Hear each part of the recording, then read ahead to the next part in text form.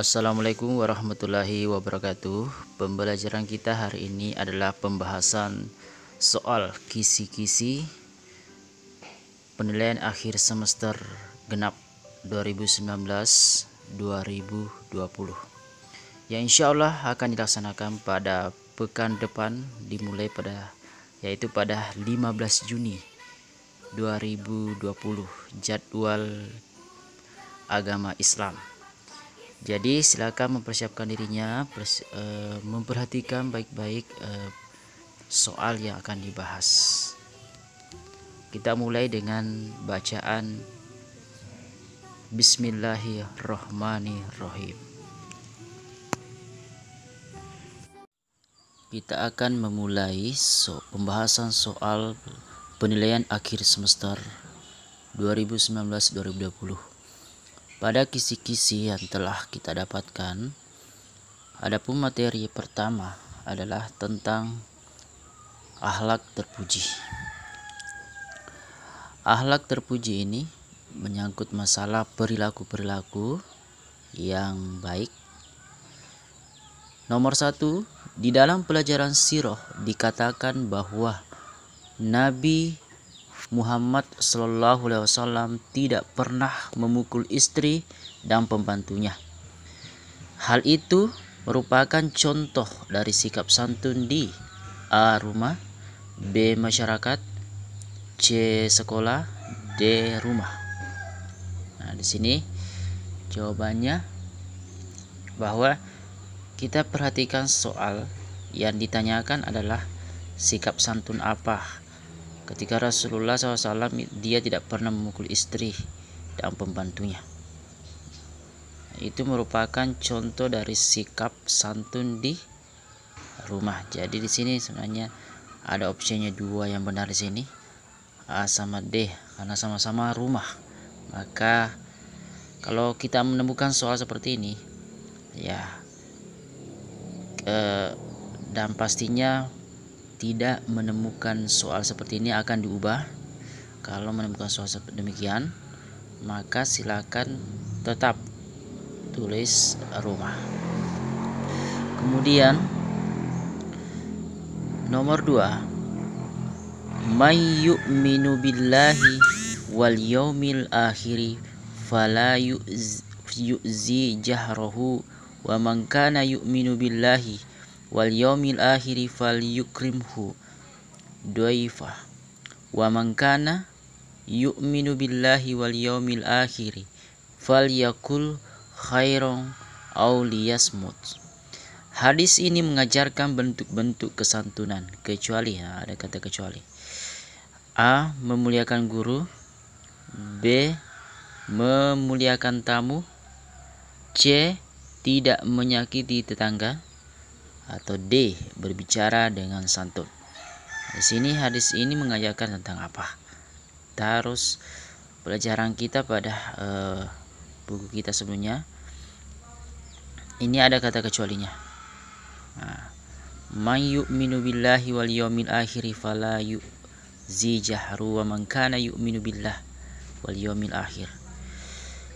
Sini jawaban yang paling tepat adalah yang tidak masuk dalam bentuk-bentuk kesantunan adalah memuliakan guru. Pada hadis ini membahas tentang memuliakan tamu, tidak menyakiti tetangga, dan berbicara dengan santun. Nomor 3, halus dalam budi bahasa dan tingkah laku disebut A. Tawaduk, B. Hemat, C. Sopan, D. Santun. Nah, perilaku halus secara bahasa itu artinya adalah santun. Halus, santun secara bahasa artinya santun. Jadi jawaban yang benar adalah D.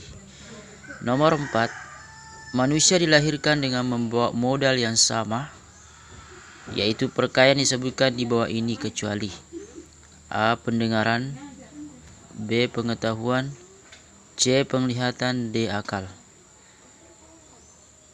Jadi manusia dilahirkan dengan membawa modal yang sama, itu perkara, ada kata kecualinya.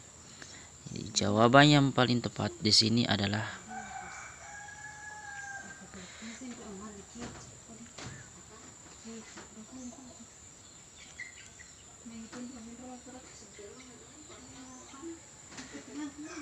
akal.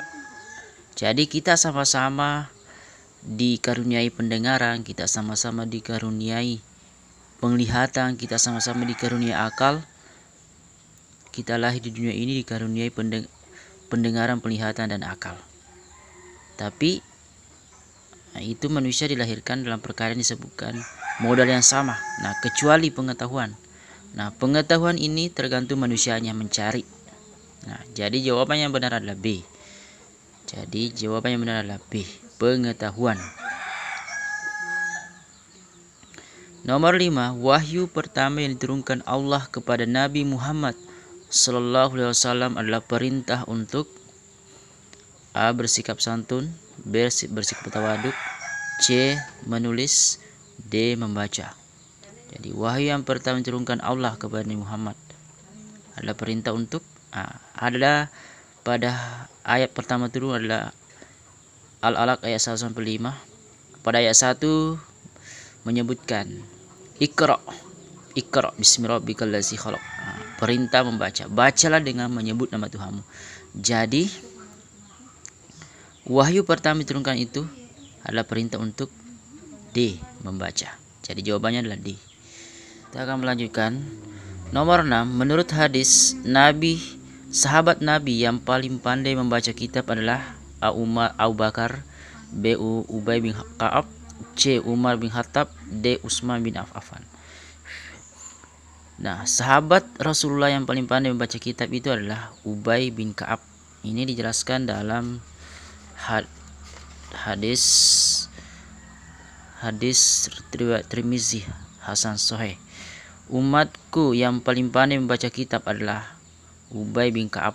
Paling pandai pembagian waris faraid adalah Zaid bin Sabit. Paling tahu halal haram adalah Muaz bin Jabal. Jadi yang paling pandai membaca kitab itu adalah Ubay bin Ka'ab. Jadi jawaban yang benar adalah B, Ubay bin Ka'ab. Kita akan melanjutkan. Nomor 7, semakin ke bawah semakin ke atas. Ini adalah ungkapan ini adalah ilustrasi untuk sifat terpuji yang disebut dengan A. tawaduk, B. santun, C. hemat, D. sopan. Semakin ke bawah semakin ke atas, sama dengan padi. Semakin berisi semakin merunduk. Itu padi karena semakin berisi. Nah, jawaban yang paling tepat di sini adalah A. tawaduk. Perhatikan, orang-orang tawaduk itu adalah orang yang memiliki banyak ilmu, tapi dia merasa rendah hati, tapi dia memiliki banyak ilmu pengetahuan. Nah, ini dikatakan orang-orang yang tawaduk, tidak merasa tidak merasa sombong. Nah, ini orang-orang tawaduk ini merasa rendah hati, memiliki kerendahan hati yang luar biasa.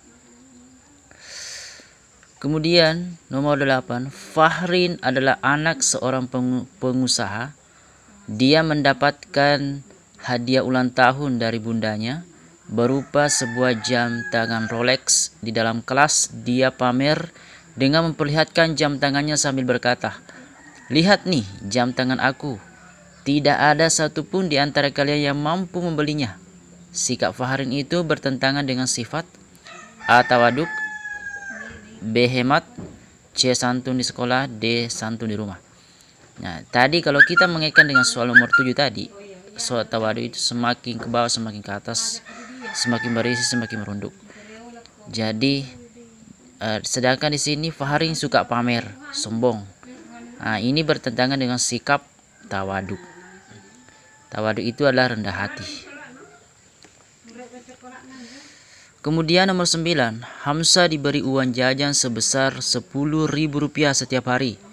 Dari uang itu, dia membeli jajanan waktu istirahat Rp3.000, menabung Rp5.000, dan berinfak Rp2.000. Kebiasaan Hamzah ini disebut A. tawaduk, B. hemat, C. santun di sekolah, D. santun di rumah. Kita perhatikan pernyataan kemudian apa yang ditanyakan, kebiasaan Hamzah. Pernyataannya adalah bahwa uang jajan yang diberikan Hamzah itu adalah 10.000. Bayangkan kita punya uang 10.000. Uang 10.000 itu pada waktu istirahat kita jajan hanya 3.000 rupiah. 5.000-nya kita tabung. Nah, 2.000-nya kemana? Diinfakkan. Maka inilah disebab kebiasaan Hamzah ini disebut dengan hemat. Jadi jawabannya yang benar adalah B, hemat. Nomor 10, terakhir untuk soal tentang akhlak terpuji. Sifat tercela yang sama dengan berteman dengan setan adalah orang yang suka A. menabung, B. boros mengeluarkan uang, C. pelit mengeluarkan uang, D. perhitungan mengeluarkan uang. Nah, sifat tercela sama dengan berteman dengan setan. Nah, jawaban yang benar adalah B. boros mengeluarkan uang. Bayangkan kalau setan itu suka boros, suka mubazir, itu adalah teman, sama saja berteman dengan setan. Jadi jawabannya benar adalah B, boros mengeluarkan uang. Oke, sampai di sini tentang sikap terpuji. Ya, kita akan melanjutkan lagi pada bab selanjutnya. Kisi-kisi kita adalah tentang peristiwa hijrah Nabi. Nomor 1. Nama sebuah kota yang setelah Nabi berhijrah ke sana disebut Madinah adalah A. Yastrib, B. Taif, C. Hijaz, D. Habsyah. Jadi sebelum namanya disebut Madinah, nama kota tersebut adalah Yastrib. Jawabannya benar adalah A. Yastrib. Kemudian nomor 2.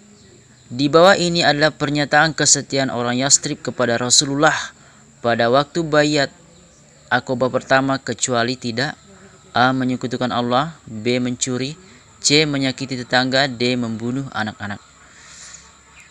Nah, ini adalah ada sumpah setia yang diungkapkan oleh orang-orang Yastrib pada baiat Aqabah pertama, yaitu baiat Aqabahnya ini ada tidak menyekutukan Allah,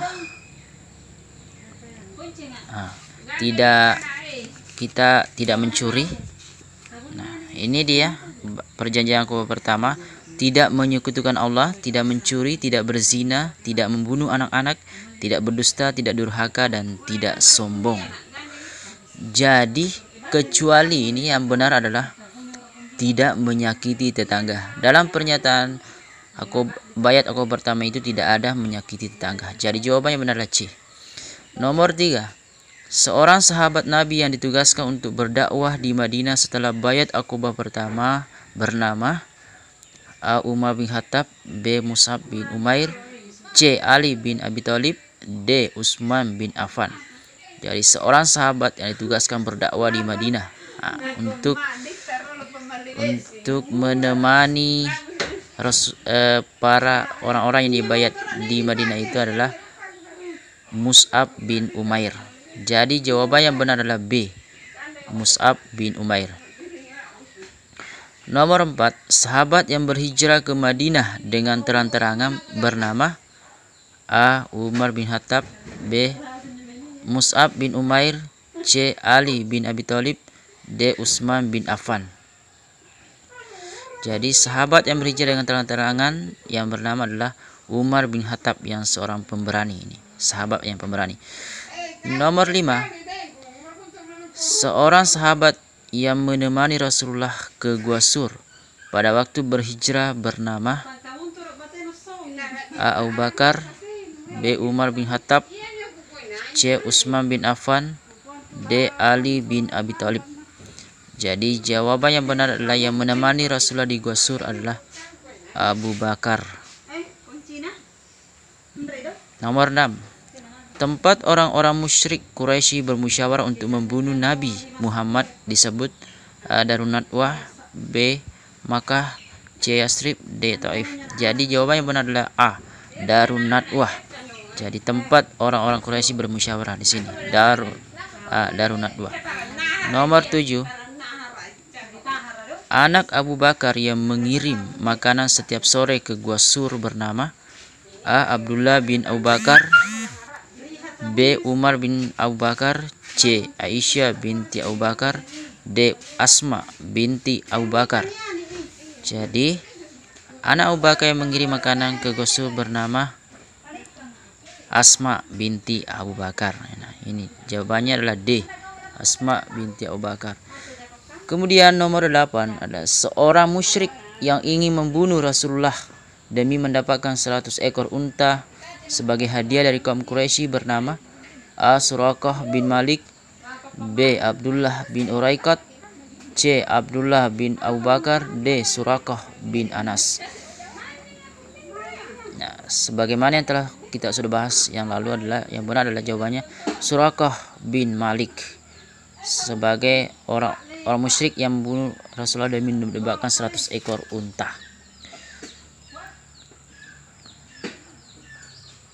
Kemudian nomor 9.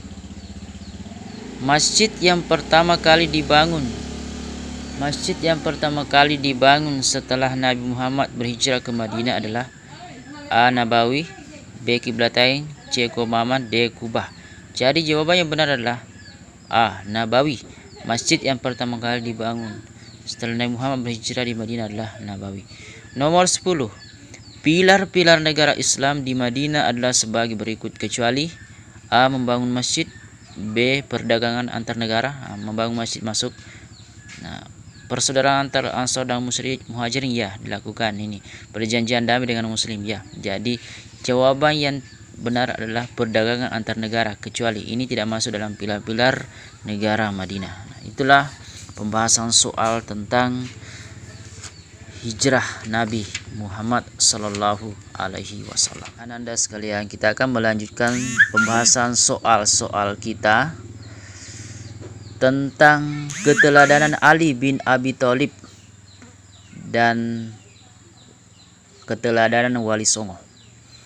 Soal pertama, di bawah ini adalah cucu-cucu Rasulullah dari pernikahan Fatimah dengan Ali bin Abi Thalib kecuali A. Hasan, B. Husain, C. Ummu Kulsum, D. Ruqayyah. Jadi dari pernikahan Ali bin Abi Thalib dengan Fatimah itu dikaruniai 4 anak bernama Hasan, Husain, Ummu Kulsum. Dan yang tidak masuk adalah Zainab, dan tidak masuk adalah Ruqayyah. Jadi jawaban yang benar adalah D. Ruqayyah. Dan itu bukan anak daripada Ali bin Abi Thalib dengan Fatimah. Nomor 2. Nama Ali bin Abi Thalib biasa dipanggil Imam. Hal itu menunjukkan A. Keluasan ilmunya, B. Keberaniannya, C. Ahli ibadah, D. Ketawadukannya. Dipanggil imam berarti ini orang yang terpercaya, orang yang memiliki banyak ilmu. Jadi jawaban sudah benar ini. Jadi sudah jelas ini benar adalah A. Keluasan ilmunya. Kemudian nomor 3. Perjalanan negeri akhirat itu sangat jauh.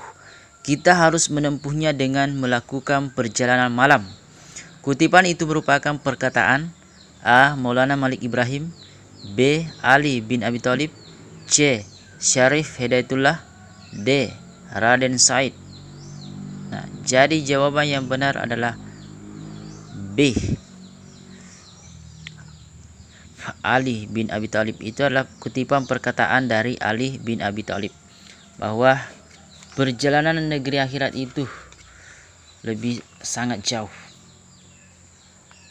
Nah, itu ada dijelaskan di dalam pembahasan sebelumnya. Untuk lebih membuktikannya, ini dia pada Al-Solabi Asma Al-Muttalib. Perjalanan ini dia bahwa menunjukkan bahwa Ali bin Abi Thalib ini adalah ahli ibadah. Jadi perjalanan negeri akhirat itu sangat jauh. Kita harus menempuhnya dengan melakukan perjalanan malam, yaitu beribadah, ibadah malam. Kemudian nomor 4, kepala keluarga lebih berhak untuk membawanya. Kata-kata itu menjadi contoh A. Kemandirian Sunan Bonang, B. Wibawa Sunan Kalijaga, C. Ketawadukan Ali bin Abi Thalib, D. Kehormatan diri Sunan Giri.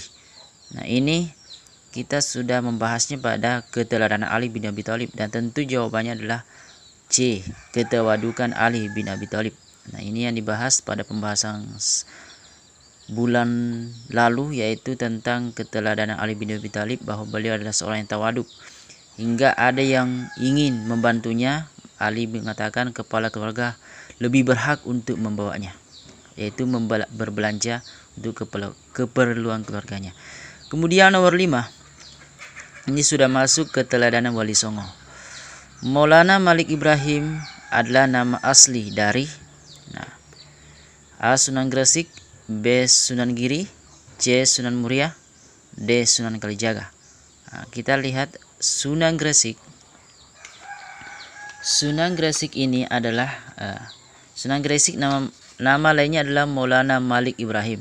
Jadi sudah benar jawabannya adalah A. Sunan Gresik. Kalau Sunan Giri,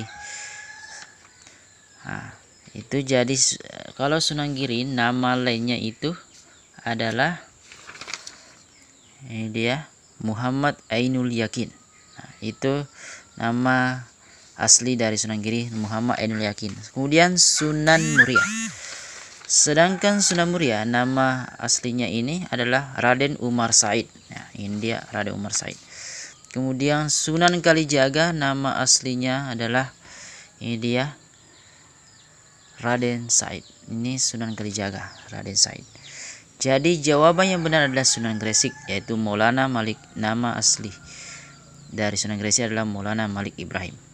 Kemudian nomor 6, Raden Rahmat adalah nama dari, kita cari lagi pada buku kita, siapa itu Raden. Sunan Ampel, Sunan Kalijaga, Sunan Gunung Jati, dan Sunan Bonang. Jadi Raden, kita cari tahu dulu tentang Sunan Ampel. Sunan Ampel. Jadi Sunan Ampel itu nama lainnya adalah Raden Rahmat. Sedangkan pertanyaannya di sini adalah Raden Rahmat nama asli dari. Jadi jawaban sudah benar adalah Sunan Ampel. Sedangkan Sunan Kalijaga nama lainnya adalah, nama aslinya adalah Raden Said atau Masyahid. Kalau Sunan Gunung Jati yaitu Syarif Hidayatullah. Sedangkan Sunan Bonang yaitu Maulana Makdum Ibrahim. Kemudian nomor 7, seorang wali songo yang berdakwah di Pasundan adalah A. Syarif Hidayatullah. Nah, Syarif Hidayatullah ini berdakwah dari di Cirebon sampai ke pedalaman Banten hingga Pasundan. Jadi jawaban yang benar adalah A. Syarif Hidayatullah. Kalau Raden Said, Sunan Kalijaga itu berdakwah di Tuban. Tuban tempat lokasi berdakwahnya. Kalau atau Sunan Kalijaga. Kalau Raden Qasim, kita lihat di sini bahwa tempat berdakwah daripada Raden Qasim itu adalah Sunan Derajat, yaitu di Derajat Kabupaten Lamongan, ya. Kemudian Ja'far Shadiq ini adalah Sunan Kudus, berdakwah di Kudus. Itu jadi jawaban yang benar adalah A. Syarif Hidayatullah. Kemudian soal 8, seorang yang belajar di Quds dan dijuluki Kudus, Sunan Kudus adalah A. Maulana Makdum Ibrahim, B. Muhammad Ainul Yakin, C. Ja'far Shadiq, D. Raden Rahmat. Yang dijuluki Sunan Kudus, belajar di Al-Quds. Kalau Maulana Makdum Ibrahim itu dijuluki Sunan Bonang. Muhammad Ainul Yakin dijuluki yaitu kita lihat semua di sini, Muhammad Ainul Yakin dijuluki Sunan Giri. Kemudian ada Ja'far Shadiq ini dijuluki Sunan Kudus. Dan Raden Rahmat dijuluki sebagai Sunan Ampel. Ya, itulah nama julukannya. Yang benar adalah Ja'far Shadiq dijuluki Sunan Kudus, belajar di Quds. Ciri utama seorang wali Allah adalah A. Beriman, B. Berdakwah, C. Bertakwa, D. A, B, dan C benar. Dan semuanya benar. Wali Allah itu beriman, berdakwah, dan bertakwa. Jadi jawabannya adalah, yang benar adalah D. A dan C benar. Beriman dan bertakwa. Songo yang merupakan putra Sunan Gresik adalah A. Sunan Bonang, B. Sunan Giri, C. Sunan Muria, D. B. Sunan Ampel. Jawaban yang benar adalah D. Sunan Ampel. Itu adalah putra Sunan Gresik. Kemudian kita lanjut untuk soal-soal zikir, kisi-kisi kita tentang zikir. Itu kita harus memahami pengertian daripada zikir pagi dan petang. Zikir pagi dan petang artinya kalimat-kalimat yang mengandung ungkapan pujian kepada Allah, kalimat thayyibah, ayat-ayat Al-Quran, dan doa-doa yang diajarkan oleh Rasulullah SAW agar dibaca di waktu pagi dan di waktu sore hari. Nah, yang penting kita dalam berzikir itu adalah yang kita miliki adalah sifat keikhlasan, rasa ikhlas. Ikhlas dalam bahasa Arab mengandung arti murni dan bersih. Artinya murni karena Allah dan bersih dari keinginan untuk mendapatkan kebaikan dari selain Allah. Nah, itu yang paling penting dalam zikir, yaitu tentang ikhlas kita pelajari. Begitupun dengan zikir-zikir, susunan zikir, kita mulai susunan zikir itu daripada pada zikir pagi dan petang, yang yaitu adalah mulai Al-Fatihah, kemudian ayat kursi, kemudian Al-Ikhlas, Al-Falak, dan An-Nas, sampai membaca zikir pagi atau zikir petang. Seperti zikir pagi dimulai dengan asbahna, sedangkan zikir petang dimulai dengan amsayna. Semoga sukses. Alhamdulillah, demikianlah materi kita pada hari ini. Semoga soal-soal yang kita bahas pada hari ini bisa kita pahami dengan baik, dan tentunya ditambah-tambahkan diri kita untuk belajar lebih banyak lagi di buku-buku kita, terutama kisi-kisi yang sudah diberikan.